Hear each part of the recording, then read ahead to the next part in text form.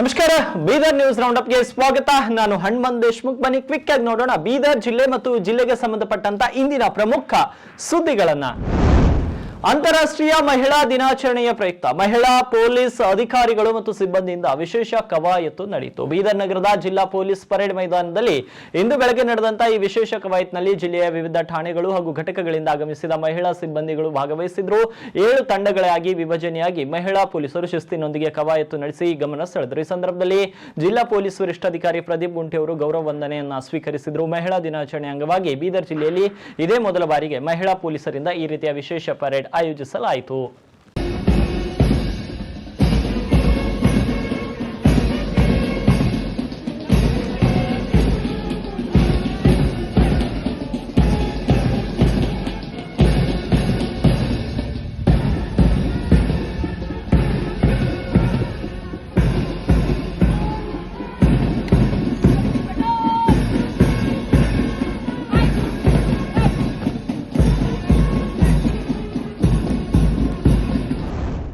ಬೀದರ್ ಜಿಲ್ಲೆಯ ಹುಲಸೂರು ತಾಲೂಕಿನ ಬೇಲೂರು ಗ್ರಾಮದಲ್ಲಿ ನಡೆಯುತ್ತಿರುವ ಸಿದ್ದರಾಮೇಶ್ವರ ಜಾತ್ರೆಯಲ್ಲಿ ಹಾಕಲಾಗಿದ್ದ ಬಸವೇಶ್ವರ ಭಾವಚಿತ್ರದ ಬ್ಯಾನರ್ಗಳನ್ನು ಕಿಡಿಗೇಡಿಗಳು ಹರಿದು ಹಾಕಿದ್ದಾರೆ ಎನ್ನುವ ಆರೋಪ ಕೇಳಿ ಬಂದಿದೆ. ಕಳೆದ ಬುಧವಾರ ಮೊನ್ನೆ ಬೆಳಗ್ಗಿನ ಜಾವ ಪ್ರಕರಣ ನಡೆದಿದೆ ಎನ್ನಲಾಗ್ತಾ ಇದೆ. ಈ ಹಿನ್ನೆಲೆ ಇಲ್ಲಿನ ಬಸವ ಅಭಿಮಾನಿಗಳು ಕಿಡಿಗೇಡಿಗಳ ವಿರುದ್ಧ ಆಕ್ರೋಶವನ್ನು ಕೂಡ ವ್ಯಕ್ತಪಡಿಸಿದ್ದಾರೆ. ಇನ್ನು ನಿನ್ನೆ ಗುರುವಾರ ರಾತ್ರಿ 8 ಗಂಟೆಗೆ ಬಸವಾಭಿಮಾನಿಗಳು ಬಸವಣ್ಣ ಮತ್ತು ಸಿದ್ದರಾಮೇಶ್ವರ ಭಾವಚಿತ್ರವಿರುವ ಬ್ಯಾನರ್ ಹಿಡಿದು ಮೆರವಣಿಗೆಯ ಮುಖಾಂತರ ಸಿದ್ದರಾಮೇಶ್ವರ ದೇವಸ್ಥಾನಕ್ಕೆ ಬಂದು ಬ್ಯಾನರ್ ಹರಿದಿರುವ ಕಿಡಿಗೇಡಿಗಳ ವಿರುದ್ಧ ಆಕ್ರೋಶವನ್ನ ವ್ಯಕ್ತಪಡಿಸಿದ್ರು.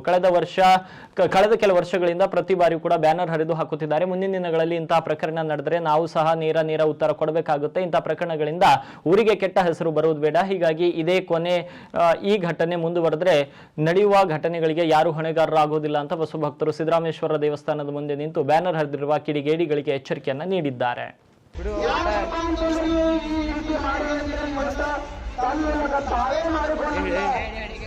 ನಿತ್ಯ ವಿಡಿಯೋ ಘಟನೆ ಮಾತಾಡಬೇಕಂಬ ಉದ್ದೇಶ ಯಾವುದೇ ಇಲ್ಲಿ ರಾತ್ರಿ ವಿಷಯಗಳು ಬಸವಣ್ಣನವರು ಜ್ಞಾನ ಹರವರಲ್ಲಿ ಯಾರು ಹರವರು ಗೊತ್ತಾಗಲ್ಲ. ತನಿಖೆ ನೋಡಲ್ಲ. ಯಾಕೆ ಬಸವಣ್ಣಂದ್ರೆ ಯಾಕೆ ತಕಲೀಫ್ ಆಗತ್ವ, ಯಾಕೆ ಸಿದ್ದರಾಮೇಶ್ವರನ್ನ ಯಾಕೆ ತಕಲೀಫ್ ಆಗತ್ವ ಇದು ಬೇಕು. ನಮಗೆ ಗೊತ್ತಿರ್ತಕ್ಕಂಥ ಪ್ರಕಾರ ಸುಮಾರು ವರ್ಷದಿಂದ ಎಲ್ಲ 100 ವರ್ಷದಿಂದ ಬಸವಾದಿ ಶರಣರ ಸಂಘಟ ಸಿದ್ದರಾಮೇಶ್ವರರು ಆಗಿ ಹೋಗಿರ್ತಕ್ಕಂಥವ್ರವ. ಯಾಕೆ ನೀವು ಬೇರೆ ಮಾಡ್ತೀರಿ? ಮತ್ತೇನಪ್ಪ ಅಂದ್ರೆ ಜನಗಳ ಮತ್ತೆ ಧರ್ಮದ ಬಗ್ಗೆ ಯಾಕೆ ನೀವು ಜಗಳ ಕಳ್ತೀರಿ? ಇವತ್ತು ಈ ಬೇಲೂರು ಬಸ್ ಸ್ಟ್ಯಾಂಡ್ ಇದು ಮಾಡಬಾರ್ದಿತ್ತು. ಆದ್ರೆ ಅನಿವಾರ್ಯ ಆಯ್ತು ಗೊತ್ತಾ, ಇದು ಮಾಡಬಾರ್ದಿತ್ತು. ಆದ್ರೂ ಕೂಡ ಇದು ಸಿಟ್ಟಿನಾಗ ಆಗಿರ್ತಕ್ಕಂಥ ಕೆಲಸಗಳು ಬ್ಯಾನರ್ ಹಾಕಿ 3 ವರ್ಷ ಆಯ್ತು. 3 ವರ್ಷ ಆಯ್ತು ಬ್ಯಾನರ್ ಹಾಕ್ಬೇಕಾರೆ ಅಂತಾರೆ. ಬಸವಣ್ಣವ್ರ ಹುಡುಗ ಇಟ್ಟಿದ್ದಾರೆ ಬ್ಯಾನರ್ ಹರಿತಾನೇ ಇದ್ರು. ಇದು ಎಲ್ಲ ನಿಲ್ಲಿವರೆಗೆ ಎಲ್ಲ ಜಾತ್ರೆ.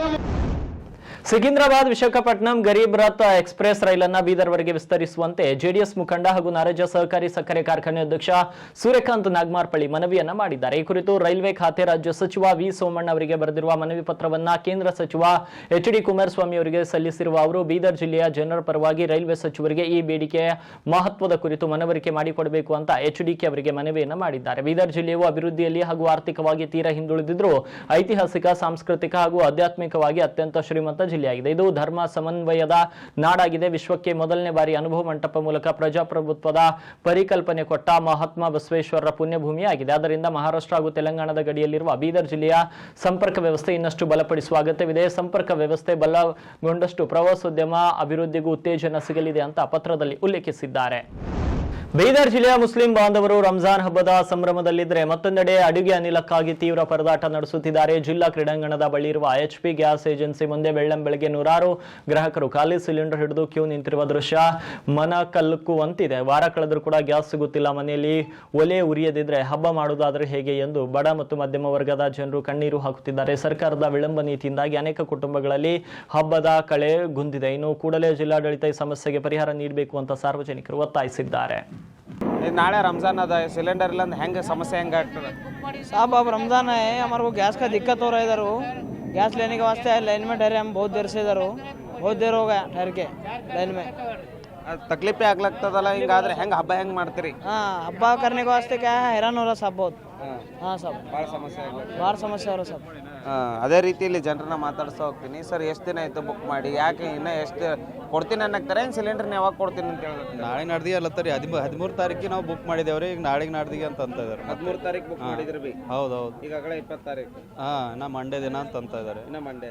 ಈಗ ಹಬ್ಬ ಅದ, ಯುಗಾದಿ ಹಬ್ಬ ಬೈತು ನಿನ್ನೆ, ಈಗ ಇದು ರಂಜಾನ್ ಅದ. ಇಂಥ ಟೈಮ್ದಾಗ ಹಿಂಗೆ ಸಮಸ್ಯೆ ಆದ್ರೆ ಹೆಂಗೆ ಜನಕ್ಕೆ ಸಮಸ್ಯೆ ಆಗ್ತದೆ ಸರ್. 7 ದಿವಸ ಆಯ್ತು ಗ್ಯಾಸ್ ಇಲ್ಲ ಮನೆಯಲ್ಲಿ, ಭಾಳ ಸಮಸ್ಯೆ ಆಗ್ತದೆ. ಅಡಿಗೆಗೆ ಅದು ಹೆಂಗೆ ಮಾಡ್ತೀರಿ? ಮತ್ತೆ ಎಲ್ಲ ಶಾಲೆಗೆ ಹೋಗ್ತಿರ್ತಾವೆ ಎಲ್ಲ ಸ್ವಲ್ಪ ಕರೆಂಟ್ ಮೇಲೆ ಹಂಗೆ ಮಾಡ್ತಾ ಇದಾರೆ ಸರ್. ಅದು ಇದು ಆಗ್ತಾ ಇಲ್ಲ, ವರ್ಕೌಟ್ ಆಗ್ತಾ ಇಲ್ಲ. ಇಲ್ಲಿ ಮಾತಾಡ್ಸೋ ಹೋಗೋಣ. ಇನ್ನೂ ಜನಗಳು ಸಾಕಷ್ಟು ಜನ ಇಲ್ಲಿ ಕ್ಯೂನಲ್ಲಿ ನಿಂತಿದ್ದಾರೆ, ಯಾವ ರೀತಿ ಪ್ರಾಬ್ಲಮ್ ಆಗ್ತಿದೆ ಅಂತ.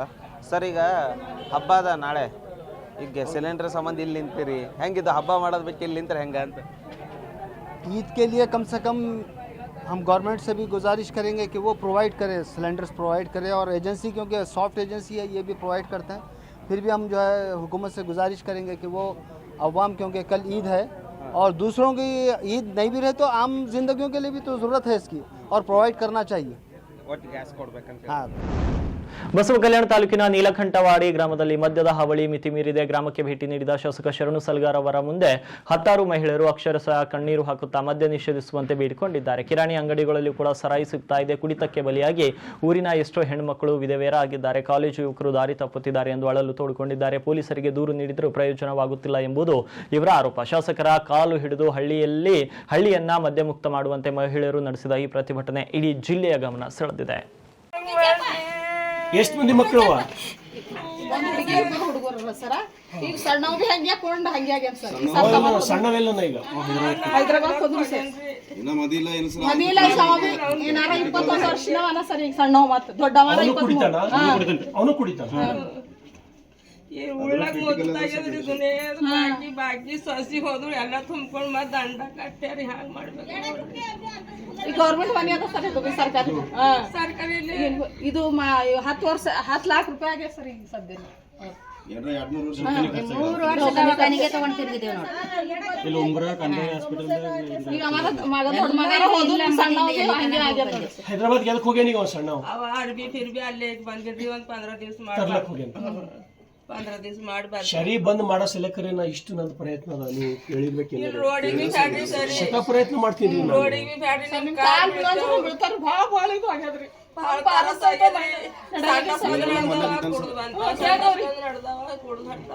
ರೊಕ್ಕ ಹಾಕಿ ಸಾಕ್ಬೇಕಾಗಿದೆ. ಬಾಟಿ ಆಗ್ಯದ ಮನೆ ಒಂದಿನ ಪೂರ ಕಲ್ಯಾಣದಾಗ ಹೋದಿವಿ ಸರ್. ಅವ್ನ ಸಲ ಜಗಳ ಆಡ್ಲತ್ತು.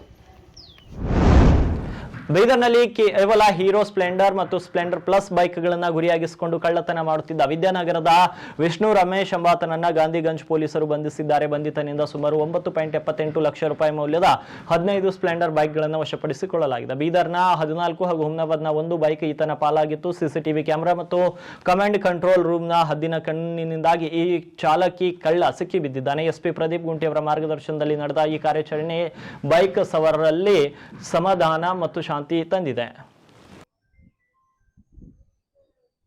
ಸುಮಾರು 15 ಹೀರೋ ಸ್ಪ್ಲೆಂಡರ್ ಬೈಕ್ ಕದ್ದಿದ್ದ ಒಬ್ಬ ಖದೀಮರನ್ನು ನಮ್ಮ ಬೀದರ್ ಸಿಟಿ ಪೊಲೀಸರು ನಿನ್ನೆ ಹಿಡಿದಿದ್ದಾರೆ. ಹಾಗೂ 10 ಲಕ್ಷದ ಮೌಲ್ಯದ 15 ಬೈಕ್ಗಳನ್ನು ಸೀಸ್ ಮಾಡಿದ್ದಾರೆ.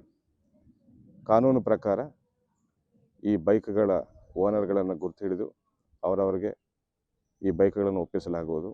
ಹಾಗೂ ಇಷ್ಟು ಒಳ್ಳೆಯ ಕ್ರೈಮ್ ಕೆಲಸ ಮಾಡಿದ್ದ ಗಾಂಧಿಗಂಜ್ ಆ್ಯಂಡ್ ನ್ಯೂಟನ್ ಪೊಲೀಸ್ ಆಫೀಸರ್ಸ್ಗೂ ಹಾಗೂ ಕ್ರೈಮ್ ಸ್ಟಾಫ್ಗೂ ನನ್ನ ಅಭಿನಂದನೆಗಳನ್ನು ತಿಳಿಸ್ತಾ ಇದ್ದೇನೆ. Thank you. ಹಿಂದೂ ಹೊಸ ವರ್ಷವಾದ ಯುಗಾದಿ ಅಂಗವಾಗಿ ಜಗದ್ಗುರು ರಾಮಾನಂದಾಚಾರ್ಯ ನರೇಂದ್ರಾಚಾರ್ಯಜಿ ಮಹಾರಾಜರು ಸ್ಥಾಪಿಸಿದ ರಾಮಾನಂದ ಸಂಪ್ರದಾಯದ ವತಿಯಿಂದ ಭಾಲ್ಕಿಯಲ್ಲಿ ಭವ್ಯ ಮತ್ತು ಶಿಸ್ತುಬದ್ಧ ಶೋಭಾಯಾತ್ರೆ ಅದ್ದೂರಿಯಾಗಿ ನಡೆಯಿತು. ಪಟ್ಟಣದ ಎಪಿಎಂಸಿ ಸಮೀಪದ ವಿಠ್ಠಲ್ ರುಕ್ಮಿಣಿ ದೇವಸ್ಥಾನದಿಂದ ಈ ಭವ್ಯ ಸ್ವಾಗತ ಶೋಭಾಯಾತ್ರೆ ಪ್ರಾರಂಭವಾಗಿ ಶಿವಾಜಿ ಮಹಾರಾಜರ ವೃತ್ತ, ಗಾಂಧಿ ವೃತ್ತ, ಅಂಬೇಡ್ಕರ್ ವೃತ್ತ ಮಾರ್ಗವಾಗಿ ಸಾಗಿ ಭಾಲ್ಕೇಶ್ವರ ದೇವಸ್ಥಾನದ ಆವರಣದಲ್ಲಿ ಸಮಾವೇಶಗೊಂಡಿತ್ತು.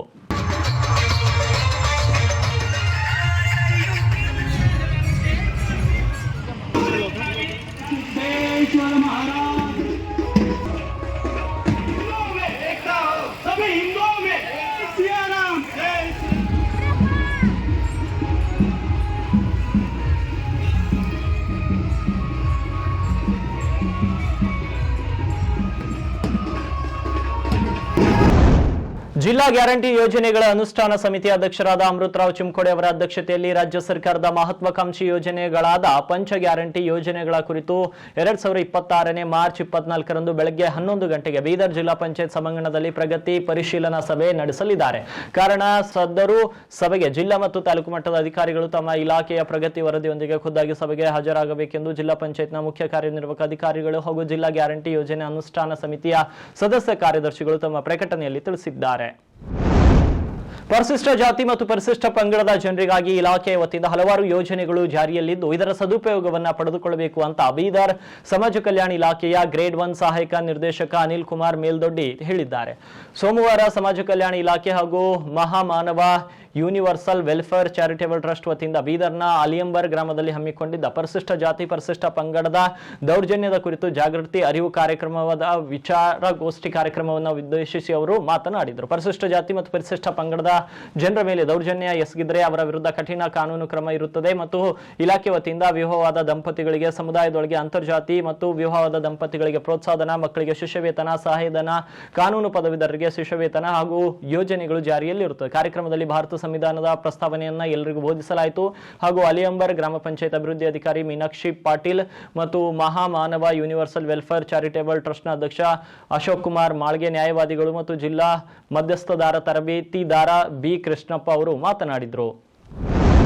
ಇವಾಗಿರುವ ಬೀದರ್ ಜಿಲ್ಲೆ ಮತ್ತು ಜಿಲ್ಲೆಗೆ ಸಂಬಂಧಪಟ್ಟಂತ ಇಂದಿನ ಪ್ರಮುಖ ಸುದ್ದಿಗಳು. ಮತ್ತೆ ನಾಳೆ ಭೇಟಿಯಾಗ್ತೀನಿ ಬೀದರ್ ನ್ಯೂಸ್ ರೌಂಡ್ ಅಪ್ ನಲ್ಲಿ.